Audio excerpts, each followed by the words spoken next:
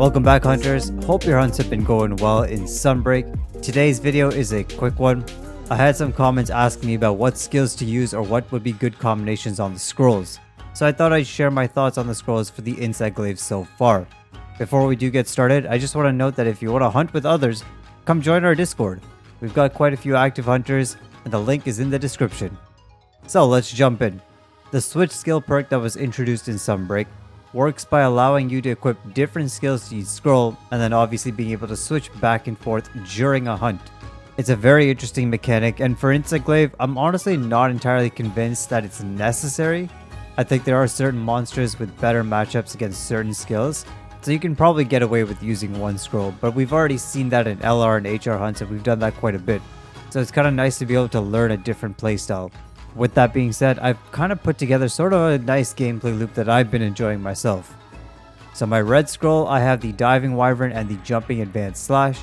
The primary reason that I have this on the red scroll is because it's the starting scroll. I personally love to counter monster roars at the start of hunts, so doing this lets me immediately go into a Diving Wyvern to get some good initial damage. If I'm using one of the new assist Kinsects like I do against Malzeno here, I actually stay on red until my red dust cloud appears. This dust cloud lets me replenish all of my buffs, so when this appears, then I switch to the blue scroll. On my blue scroll, I have the Kinsect Slash and the Awakened Kinsect attack.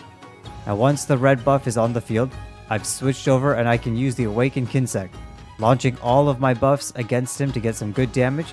After the Awakened Kinsect though, you get sent into the air, and at this point, if the monster knocks over, you can use the Kinsect Slash to dive straight down to the head and then get some damage.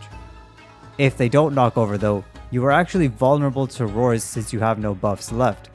What I do here is that I use my Kinsect Slash to direct myself to the red buff cloud and instantly get all of my buffs back. This has been the best loop for me. I've been really enjoying it and it ties really well with the assist Kinsects. If you have the powdered Kinsects, honestly you can do a very similar pattern, marking the monster while you're using the red scroll to damage and get counters and get some Diving Wyvern until there's enough dust clouds on the field. Then you switch to blue scroll, use an Awakened Kinsect to max out the clouds on the field, and then go boom. Another setup that I've been trying is to put the Tetra Seal on the blue scroll instead of the Tornado Slash. I also pair this with a Speed Kinsect. Now the Tetra Seal has been slightly buffed in terms of a shorter animation speed, but I don't have a full opinion on it yet, so I won't state too much. But in opportune moments, using Tetra Seal on a knocked monster on the head has always been good. We can't deny that. It's been really good. It keeps you in one place, and if the monster isn't moving, you can get so much damage in a very short period of time. Previously in base Rise, this just kind of sucked because you couldn't use Tornado Slash when the monster was moving. But now that we have switch skills, we can actually use Tetra Seal when the monster is knocked, versus Tornado Slash when the monster is moving. So for me, I'm putting Tetra Seal on the blue scroll because that's the one I'm not really using when the monster's mobile. I use it to do the Awakened Kinsect and then I switch back to the red scroll when I'm just getting my buffs back or anything else. Having the Tetra Seal paired with the Awakened Kinsect scroll could also be very helpful since that attack, if aimed and properly timed, could get some good KOs on the head, or it could get a paralysis stun or just deal enough damage to knock the monster over. So if you already have your Tetra Seal, you can just move straight in and get some damage on the head. Now one thing I would like to note, this might possibly change if you use the endgame boss armor. This armor has a skill known as Dereliction, which boosts weapon element and status while on red scroll, while boosting raw attack and stun power on the blue scroll. This skill unfortunately does not affect the Awakened Kinsect, so you may have to switch or shift some skills around depending on the type of glaive that you're using. If you're using an element or status glaive, keep Diving Wyvern on the red scroll. If you're focused on raw damage, then you have to keep it on the blue scroll. This also will apply to Tornado Slash or Tetra Seal.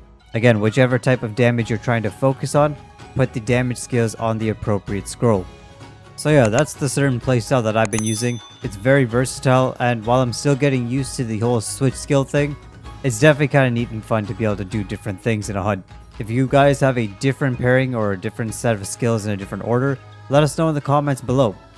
The switch skill evade is also something that we can take advantage of here, especially in the example that I just provided you guys. If you're switching from red to blue during a roar or an attack that you know you can follow up with an Awakened Kinsect, it can be very tactical to time well.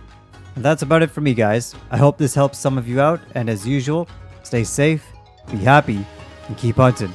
Sky Sensei is out.